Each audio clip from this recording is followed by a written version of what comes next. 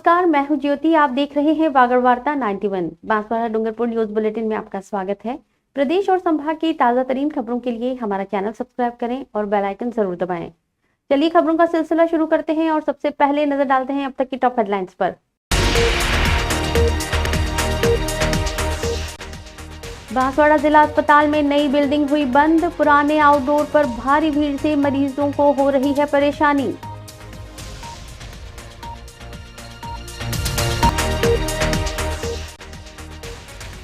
डूंगरपुर में सरकारी शिक्षक ने चारागाह जमीन पर बनाया फार्म हाउस। प्रशासन की मिलीभगत को लेकर उठे सवाल। बांसवाड़ा में चैन स्नैचिंग की वारदात का हुआ खुलासा। शातिर बदमाश गिरफ्तार, अंतर्राज्यीय गिरोह से जुड़े थे तार। बांसवाड़ा जिला अस्पताल में स्वास्थ्य सेवाओं की लापरवाही एक बार फिर सामने आई है। लाखों रुपए की लागत से बना नया आउटडोर भवन कुछ दिन चलने के बाद ही बंद कर दिया गया। अब मरीजों को पुराने आउटडोर भवन पर पर्ची बनवाने और इलाज के लिए घंटों कतार में खड़ा रहना पड़ रहा है। इसे लेकर महिलाएं, बुजुर्ग और बच्चे तक इस अव्यवस्था से परेशान नजर आ रहे हैं। स्थानीय लोगों का कहना है कि जनता के टैक्स से बनी इमारत को यूं बंद करना प्रशासन की लापरवाही है। बांसवाड़ा जिला अस्पताल में स्वास्थ्य व्यवस्थाओं की अनियमितता एक बार फिर सवालों के घेरे में है। लाखों रुपए की लागत से तैयार किया गया नया आउटडोर भवन, जिसे मरीजों की सुविधा के लिए बनाया गया था, कुछ दिन संचालन के बाद ही बंद कर दिया गया है। अब मरीजों को पर्ची बनवाने और डॉक्टर से दिखाने के लिए पुराने आउटडोर भवन पर ही निर्भर रहना पड़ रहा है, जहां घंटों लंबी कतारें लग रही हैं। इन कतारों में महिलाएं, बुजुर्ग और छोटे छोटे बच्चे भी शामिल हैं। मरीजों के परिजनों का कहना है कि नए भवन को जनता के टैक्स के पैसों से बनाकर शुरू किया गया था, लेकिन उसका अचानक बंद हो जाना आमजन के साथ सरासर अन्याय है। वे इसे प्रशासन की गंभीर लापरवाही मान रहे हैं। लोगों ने मांग की है कि बंद पड़े नए आउटडोर भवन को तुरंत शुरू किया जाए, ताकि मरीजों को समय पर उपचार मिल सके और उन्हें भीड़ भाड़ से राहत मिल सके। मैं यहाँ पे इलाज कराने के लिए आया हूँ हॉस्पिटल में। तो यहाँ पे पर्ची कराने के लिए मुझे लंबी लाइन पे कतार पे खड़ा रहना पड़ रहा है। बाहर आउटडोर बना हुआ है, यहाँ पे काफ़ी टाइम से बंद पड़ा हुआ है। तो हमें यहाँ पे पर्ची कराने के लिए इतना लाइन पे खड़ा करना है, इलाज कब कराएंगे हम? यहाँ पे करीबन 10-15 मिनट तो हो गए मेरे को पर्ची कटाने, और लंबी लाइन है, करीबन मेरे आगे 20-25 जन है। मेरा नंबर कब आएगा पर्ची कटाने के लिए? राजस्थान के डूंगरपुर जिले से एक चौंकाने वाली खबर सामने आई है, जहां एक सरकारी शिक्षक पर बेशकीमती चारागाह भूमि पर अतिक्रमण कर फार्म हाउस बनाने का आरोप लगा है। ये मामला सागवाड़ा पंचायत समिति के जेठाना गांव का है, जहां नेशनल हाईवे के पास बाईपास मार्ग पर करीब 1 बीघा से अधिक चारागाह जमीन पर अवैध कब्जा किया गया। अब इसे लेकर स्थानीय पटवारी, गिरदावर और ग्राम पंचायत की चुप्पी पर भी सवाल उठ रहे हैं।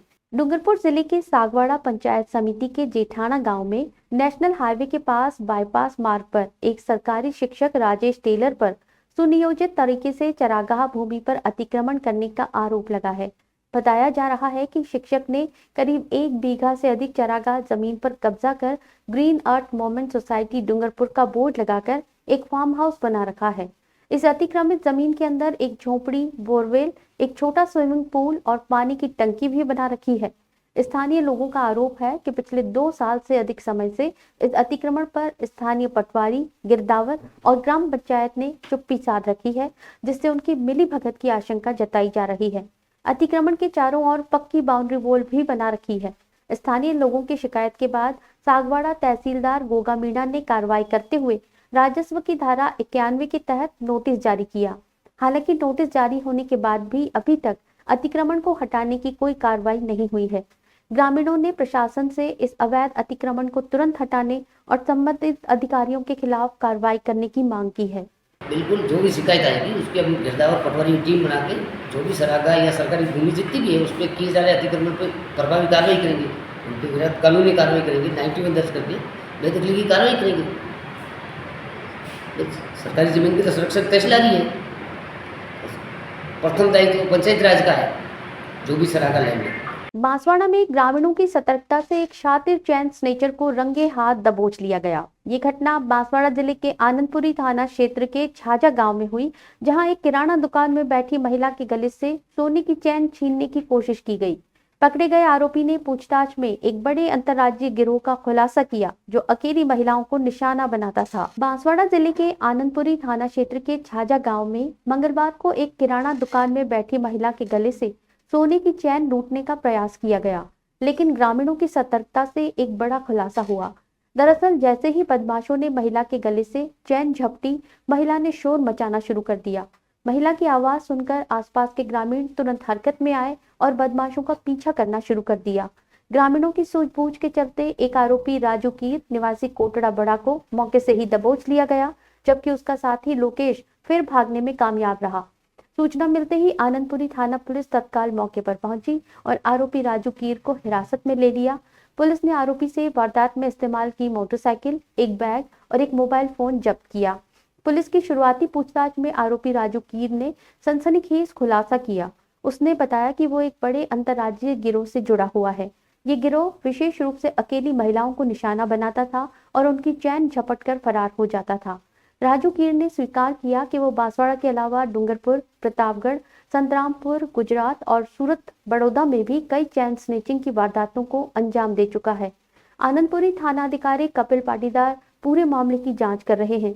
पुलिस अब फरार आरोपी लोकेश कीर की तलाश में छापेमारी कर रही है और लूटी गई सोने की चैनों को भी बरामद करने का प्रयास कर रही है। बांसवाड़ा जिले की छोटी सरवन पंचायत समिति पर कांग्रेस ब्लॉक अध्यक्ष अंकित निनामा के नेतृत्व में मेट संघ और सरपंच संघ ने रैली निकाली और विकास अधिकारी को ज्ञापन सौंपा। ज्ञापन में नरेगा के मेटों और मजदूरों को समय पर भुगतान की मांग के साथ साथ पात्र लोगों को प्रधानमंत्री आवास योजना में शामिल करने की बात कही गई। रैली में बड़ी संख्या में ग्रामीण, जनप्रतिनिधि और सरपंच शामिल हुए। इस दौरान भाजपा सरकार पर वादा खिलाफी के आरोप भी लगाए गए। बांसवाड़ा जिले की छोटी सरवन पंचायत समिति में मंगलवार को कांग्रेस ब्लॉक अध्यक्ष अंकित निनामा के नेतृत्व में नरेगा, मेट संघ और सरपंच संघ ने अपनी विभिन्न मांगों को लेकर एक विशाल रैली का आयोजन किया। रैली में बड़ी संख्या में ग्रामीण, मेट, सरपंच और जनप्रतिनिधि शामिल हुए, जिन्होंने एकजुट होकर अपनी आवाज बुलंद की। रैली पंचायत समिति कार्यालय पहुंची, जहां विकास अधिकारी को एक ज्ञापन सौंपा गया। ज्ञापन में प्रमुख रूप से नरेगा मेटों और मजदूरों को समय पर भुगतान करने की मांग की गई। उनका आरोप है कि भुगतान में लगातार देरी हो रही है, जिससे उन्हें आर्थिक परेशानियों का सामना करना पड़ रहा है। इसके साथ ही पात्र लोगों को प्रधानमंत्री आवास योजना में शामिल करने की भी मांग की गई। संघ का कहना है कि कई पात्र परिवार अभी भी इस योजना के लाभ से वंचित हैं। रैली को संबोधित करते हुए कांग्रेस ब्लॉक अध्यक्ष अंकित निनामा ने भाजपा सरकार पर वादा खिलाफी का आरोप लगाया। उन्होंने कहा कि नरेगा गरीबों की रीढ़ है और इसमें सुधार बेहद जरूरी है। उप प्रधान मनोहर खड़िया, केशव निनामा सहित अन्य नेताओं ने भी अपने विचार रखे और सरकार से जल्द उनकी मांगों को पूरा करने की अपील की।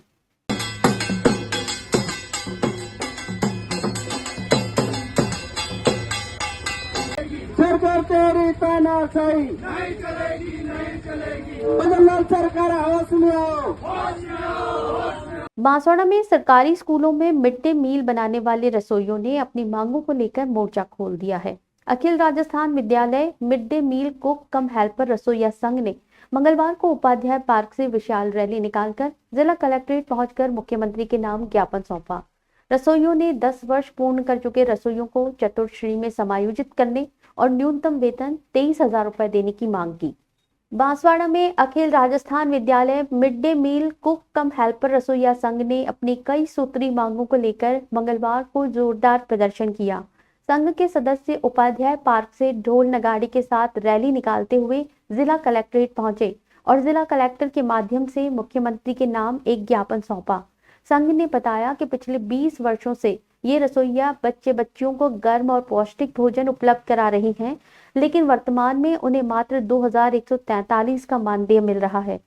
संघ ने अपनी 8 सूत्रीय मांगों में प्रमुख रूप से 10 वर्ष पूरी कर चुके रसोइयों को बिना परीक्षा चतुर्थ श्रेणी में समायोजित करने की मांग की।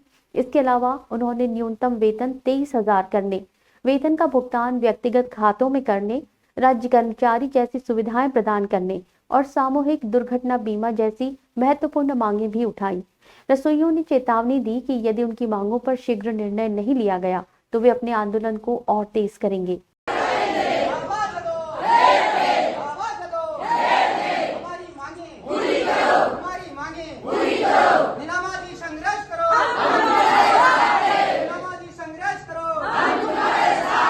आज रैली के माध्यम से जिला कलेक्टर महोदय को मुख्यमंत्री महोदय के नाम से ज्ञापन भेजा है। उसमें मुख्य मांगी हमारी ये है कि जो सरकार राजस्थान के अंदर 53,000 की भर्ती करने जा रही है चतुर्थ श्रेणी कर्मचारी की, तो हमारे रसोइये 25 सालों से विद्यालय के अंदर साफ सफाई करना, यानी कि ये चतुर्थ श्रेणी कर्मचारी का पूरा दायित्व निभा रहे। तो पहली वरीयता जो 20 सालों से कार्यरत रसोइया उनको पहली प्राथमिकता दी जाए। इन्हीं के साथ ही जनजातीय आश्रम छात्रावासों के अंदर सरकार ने ठेका दे रखा है, तो तत्काल प्रभाव से ठेका मुक्त करके सरकार के अधीन किया जाए। इसके बाद में तीसरी मांग हमारी ये है कि जब तक सरकार न्यूनतम वेतन जब परमानेंट नहीं करती है तो न्यूनतम वेतन 20,000 रुपया दिया जाए। चलते चलते फिर नजर डालते हैं अब तक की टॉप हेडलाइंस पर।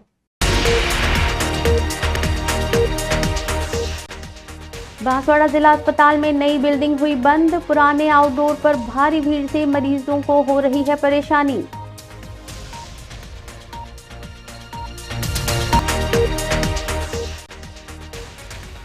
डूंगरपुर में सरकारी शिक्षक ने चारागाह जमीन पर बनाया फार्म हाउस, प्रशासन की मिलीभगत को लेकर उठे सवाल।